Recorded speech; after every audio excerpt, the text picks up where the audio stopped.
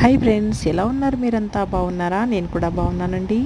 చూడండి, మన గార్డెన్లో పండించినటువంటి దోసకాయ ఇలాంటిదే సేమ్ కోతి తినేసిందండి.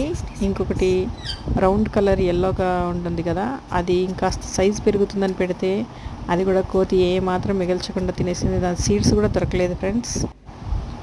మనకు దక్కిందల్లా ఇదొకటే. ఇది ఇంకా పొడవుగా పెరుగుతుంది, సైజ్ పెద్దగా. కానీ నేను తీసేసాను, ఎందుకంటే వంకాయలు దక్కలేదు, దోసకాయలు దక్కలేదు, బీన్స్ కూడా దక్కలేదు.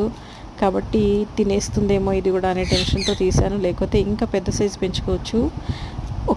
ఒకవేళ మీకు కూడా పెంచుకోవాలని ఇంట్రెస్ట్ ఉంటే తప్పకుండా గార్డెనింగ్ చేసుకోండి. ఆర్గానిక్గా మనం పండించుకుంటే చాలా హ్యాపీగా అనిపిస్తుందండి.